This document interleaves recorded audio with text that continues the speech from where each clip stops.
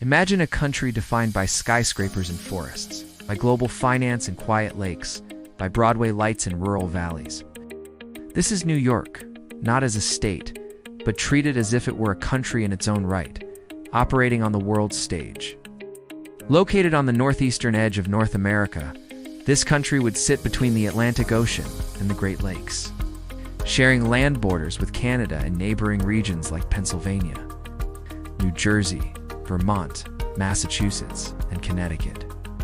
Its territory would cover roughly 140,000 square kilometers, making it comparable in size to countries such as Greece or Nicaragua, larger than South Korea's land area, and slightly smaller than England. Within this space, New York would host one of the most diverse geographies of any country its size, ranging from coastal plains and barrier islands to mountain ranges like the Adirondacks. The Adirondack Park alone would be one of the largest protected natural areas in the developed world.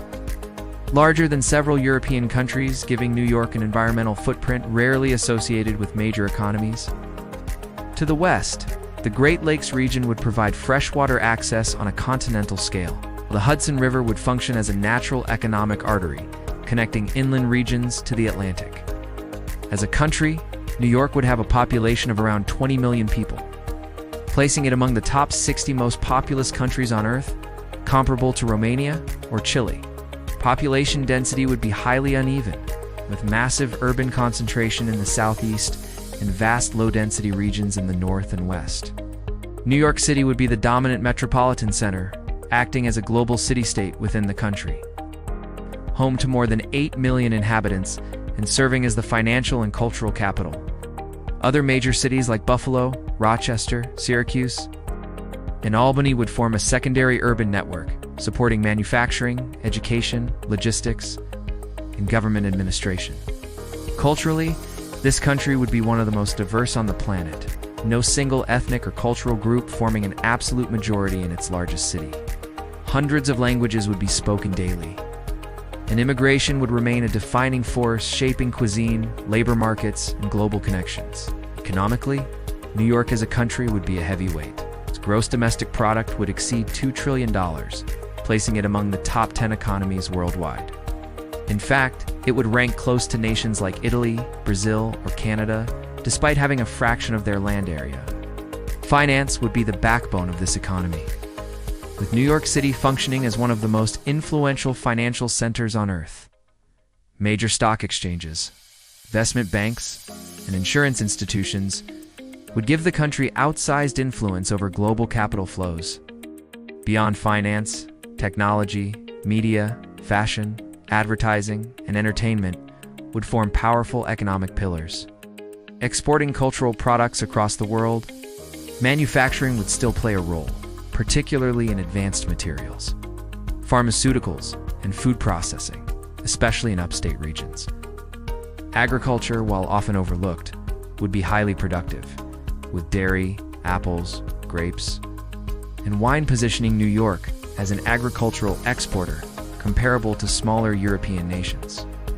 In terms of infrastructure, this country would be exceptionally developed, with dense transportation networks, major international airports, and some of the busiest ports on the Atlantic.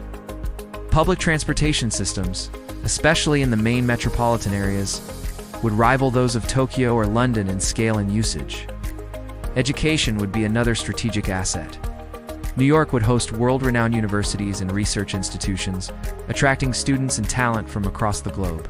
This concentration of human capital would fuel innovation, entrepreneurship, and long-term economic resilience. On the global stage, New York as a country would wield influence far beyond its size, primarily through soft power rather than military reach.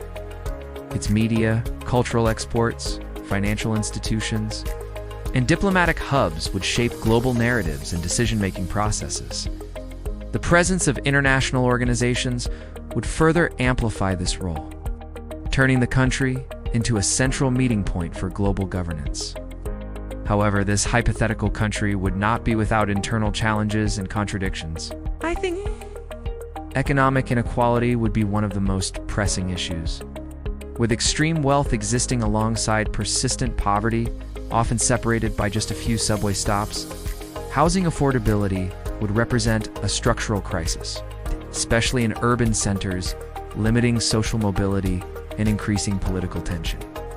Regional disparities between the highly globalized Southeast and the slower-growing interior regions would test national cohesion. Climate risk would also loom large, as coastal flooding, rising sea levels, extreme weather events would threaten infrastructure and economic stability. Managing these risks would require massive investment and long-term planning. Despite these vulnerabilities, New York's strengths would lie in its adaptability and diversity. Its economy would be flexible, capable of absorbing shocks and reinventing itself, seen during financial crises and global disruptions. Innovation ecosystems would continuously generate new industries, while cultural openness would attract global talent. Compared to other countries, New York would stand out as a paradox, territorially modest, yet economically vast. Locally rooted, yet globally embedded.